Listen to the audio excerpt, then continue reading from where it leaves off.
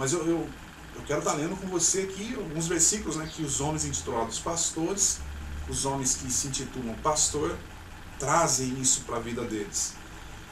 Diz assim em 1 Coríntios 9: não sabeis que os ministros do culto vivem do culto?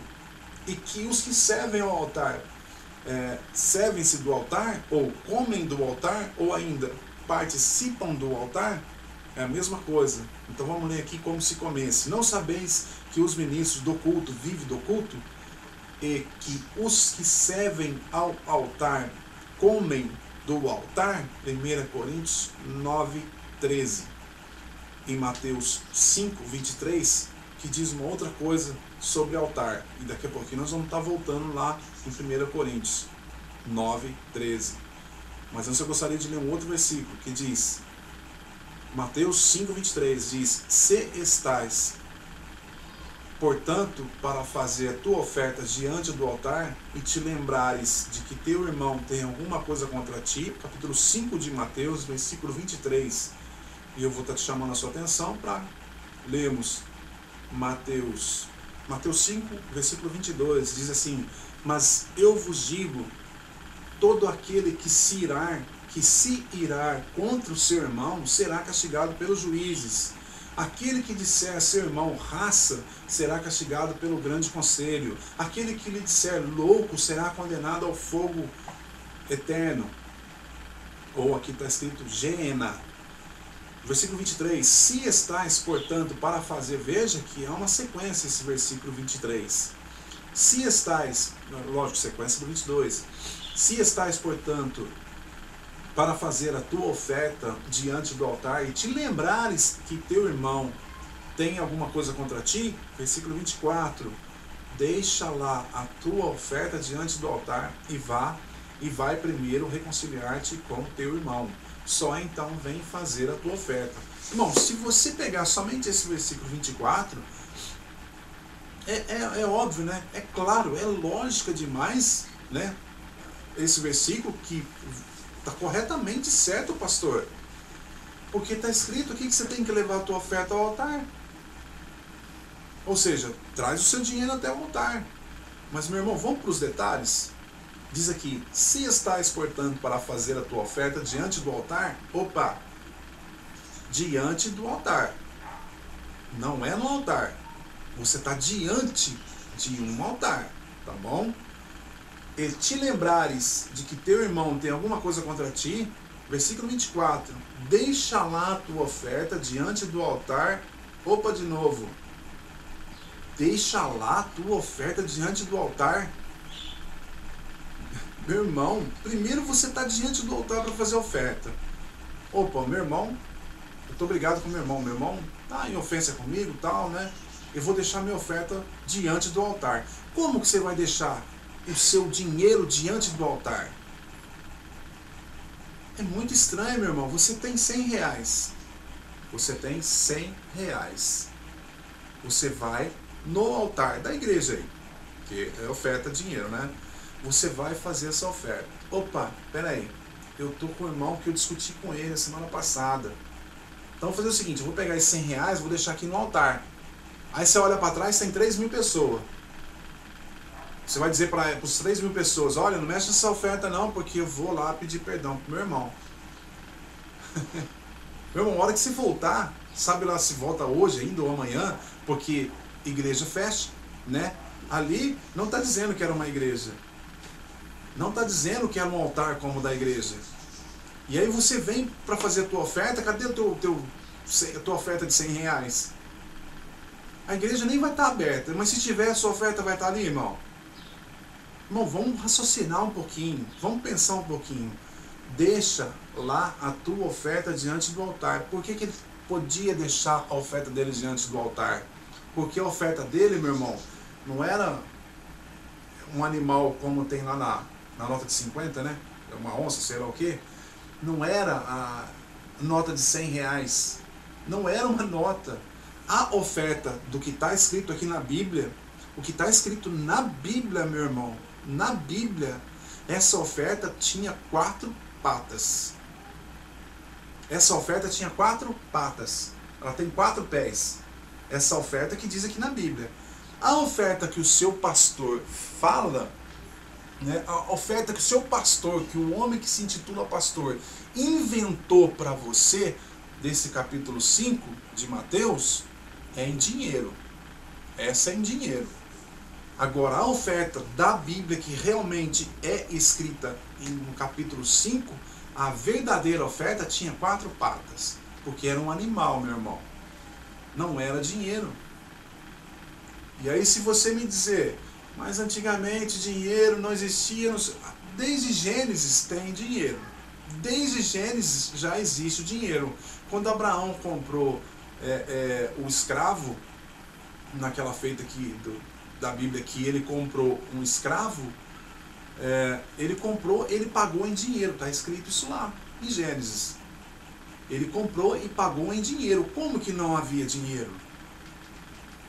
Meu irmão, raciocina, pensa que oferta que você leva para a igreja é errado. Por Mateus 5, está errado, meu irmão.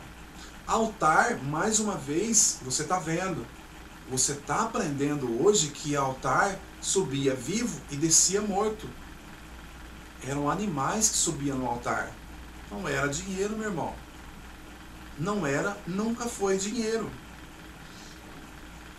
Em Mateus 10, versículo 9, diz assim, ó, não leveis, isso é o que o Messias mandou, não leveis nem ouro, nem prata, nem dinheiro em vossos cintos. Mateus 10, versículo 9. Eu convido você a ler Mateus 10, versículo 5, comigo. Estes são os 12 que o Salvador enviou em missão, meu irmão. Após lhes ter dado as seguintes instruções. Não ireis ao meio dos gentios, nem entrareis em Samaria. E diante as ovelhas que se perderam da casa de Israel. Por onde andardes, anunciai o reino dos céus. Anunciai que o reino dos céus está próximo. Curai os doentes, ressuscitai os mortos, purificai os leprosos, expulsai os demônios. O que recebestes de graça dai. Não leveis nem ouro, nem prata, nem dinheiro em vossos cintos, nem mochila para a viagem, nem 2 túnicas, nem calçado, nem bastão, pois o operário merece o seu sustento. Mas, meu irmão, o sustento daqueles homens era o que nós lemos lá em Lucas 10, 7. Era comer e beber o que os donos da casa davam para eles. Esse é o sustento, não é esse sustento que você vê o pastor te pedindo, que é dinheiro. Dízimo para cuidar da casa do Senhor. Traz o seu dízimo à casa do Senhor. Casa do Senhor, meu irmão, você sabe onde é a casa do Criador? Se o próprio Salomão, que fez a casa dele, que já foi destruída, esse templo que já foi destruído, a única casa do Criador que o Criador mandou que fizesse, aliás, deixou que Salomão fizesse, foi essa casa, foi esse templo, que lá de Israel ainda, esse templo já foi destruído. Esse templo que o Criador deixou que Salomão fizesse, é a única casa de oração, é a única casa que o Criador deixou fazer. Não teve mais nenhuma casa. E diz, curai os doentes, ressuscitai os mortos, purificai os leprosos, expulsai os demônios, recebeste de graça, e de graça dai. Você aprendeu de graça, meu irmão? Você, pastor, eu não sei se aprendeu de graça, porque eu acho que você teve que pagar dízimo e oferta também para estar onde você está hoje, né? Eu é certeza, você teve que pagar dízimo, porque o obreiro, para ser levantado a pastor, um homem para ser levantado a pastor, ele tem que obedecer o pastor dele ali. E senão o pastor dele não levanta ele. Não levanta, meu irmão. Não adianta, não levanta. Eu fiquei 12 anos lá, eu andava colado nos pastores, eu sei como é que é o negócio. Ele não é levantado a pastor. Então, para ele ser levantado a pastor, ele tem que dar oferta e dar dízimo. Se ele não faz isso, ele não é levantado. Então, talvez você, cobra dízimo e cobra oferta, porque você também deu, né, irmão? Mas está errado, meu irmão. O que você deu, já deu. Eu também já gastei até carro. Em igreja, se você quer saber. Mas já passou. O importante é que eu sei hoje que isso não existe, né? E dinheiro jamais o Messias mandou que alguém recebesse dinheiro em troca do que ele ensinou, ou do que o homem, no caso, aprendeu. Por isso que ele diz aqui: o que recebeste de graça também dai. Então você aprendeu a pregação, você ouviu a palavra do Salvador de graça, passa de graça, meu querido. Passa de graça. Passa de graça isso porque você recebeu de graça. Por que você recebeu de graça? Né? Na verdade, se você vê o que realmente foi pago, foi o sangue no madeiro, do nosso Messias. Né? Mas o que você aprendeu foi de graça. Da palavra, em falar, em ouvir, foi de graça. Não cobra não, meu querido, não cobra disso não. Você também vai ser cobrado de uma outra forma também. Você está errado, pelas Escrituras você está errado. O que o Messias mandou fazer, você não está fazendo. Você está ao contrário do que ele mandou. Então você vai ser cobrado disso. Diz assim o versículo no livro de Marcos, capítulo 12, versículo 41, diz assim: o Salvador sentou-se de fronte ao cofre de esmola e observava como o povo deitava dinheiro nele. Muitos ricos depositavam grandes quantias. Isso está em Marcos 12, 41. Eu convido você novamente para estar lendo Marcos 12, versículo 38.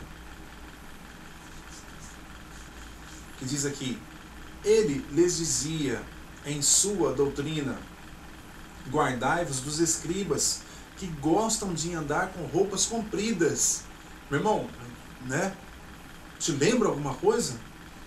De ser cumprimentados nas praças públicas. Versículo 39. E de sentar-se nas primeiras cadeiras nas sinagogas e nos primeiros lugares nos banquetes. Te lembra alguma coisa também? Eles devoram os bens das viúvas e dão aparência de longas orações. Vai fazer vigília, meu irmão? Vai fazer vigília? Estes terão um juízo mais rigoroso. Vai fazer vigília, meu irmão. Aí vem o versículo 41. O Salvador sentou-se de frente do cofre. De frente. Ele não estava lá no cofre não, viu, meu irmão? Ele estava de frente ao cofre. De esmola. Esse cofre de esmola, você pode encontrar também arca do tesouro. É a mesma coisa. Você pode encontrar também gasofilaço. É a mesma coisa. E observava como o povo deitava dinheiro nele. Muitos ricos depositavam grandes quantias. Chegando uma pobre viúva, lançou das pequenas moedas, no valor de apenas um quadrante. E ele chamou os seus discípulos e disse-lhes: em verdade vos digo, essa pobre viúva deitou mais do que a todos os que lançaram no cofre, porque todos deitaram o que tinha em abundância. Esta, porém, pôs da sua indigência tudo o que tinha para o seu sustento. Meu irmão, seja sincero com você. Quantas vezes você ouviu falar dessa passagem? Eu cansei de ouvir, principalmente dentro da Universal. Principalmente lá dentro. Eu cansei de ouvir isso. Se você ficar nesses versículos que nós lemos, se você ficar com a mente ligada no que o homem que se intitula pastor te ensinou, você não vai dar nem bola para isso de novo. Eu vou falar aqui em vão. Para você que está pensando assim, eu vou falar aqui em vão de novo. Você vai ler, vai reler de novo, vai ler 300 vezes, 1000 vezes esses mesmos versículos que eu li aqui para você, que eu espero que você tenha acompanhado. Vai ficar a mesma coisa. Se você estiver ligado no que o homem que se intitula pastor te ensinou. Mas se você dá lugar para o Espírito te ensinar, o Espírito do Criador te ensinar o que quer dizer isso, você vai entender de outra forma, meu irmão. Versículo 41 foi o que nós lemos. O Salvador, o Messias, sentou-se de frente do cofre de esmola, ou da arca do tesouro, e observava como o povo dava dinheiro nele. Muitos ricos depositavam grandes quantias.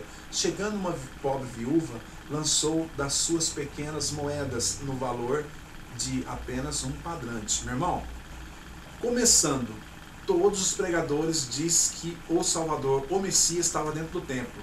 Mentira. Mentira. Essa caixa, esse cofre de esmola, ou a arca do tesouro, se você está buscando isso na Bíblia, você vai ver que templo é uma coisa, lugar do sacrifício era uma outra coisa, esse lugar onde eles estavam era outra coisa, era outro lugar, esse cofre ficava em outro lugar. O Messias não podia estar dentro do templo, ele não podia jamais estar dentro do templo. Por que ele não podia estar dentro do templo? Por quê? Mas por que está escrito? Ele não entrava dentro do templo, ele nunca entrou dentro do templo para pregar ou para fazer alguma coisa. E eu vou dizer por que ele não fazia isso, que ele não podia diante da lei, ele não podia fazer isso. Ele não fez porque ele respeitou a lei até a morte. Ele não fazia isso porque ele era da tribo de Judá. E se você buscar corretamente pelas escrituras, você vai ver que quem tomava conta do templo era somente os Levi, os da tribo de Levi, os levitas. Levita, meu irmão, não é cantor. Tire isso da sua cabeça, que levita nunca foi cantor. Então, era da tribo de Levi. Era a tribo de Levi que tomava conta do templo. E somente eles podiam entrar dentro do Santo dos Santos, do santuário, até os santuários. Somente os levitas, os da tribo de Levi podiam entrar dentro do templo. O nosso Messias era da tribo de Judá. Pela lei ele não podia entrar lá dentro. Então, quando algum pastor fala para você, ou falou para você que o nosso Messias ia dentro do templo para pregar, ele está mentindo também. Ou ele está sendo enganado, ou ele foi enganado e está tentando te enganar. Ou ele está ainda enganado sem saber da verdade. Mas porque você não lê e porque nem ele também, o seu pastor, lê. Ou o homem intitulado, o seu pastor, lê. Porque se ele buscar corretamente, ele vai aprender isso também. Então, ele não estava dentro do templo. Ele não estava no altar, como todos dizem que a oferta é levada ao altar. Essa caixa era uma caixa de esmola. Essa caixa, esse cofre, que diz aqui, cofre de esmola, realmente como está escrito aqui. Por isso que eu gosto de ler a Bíblia católica, que foi menos traduzida.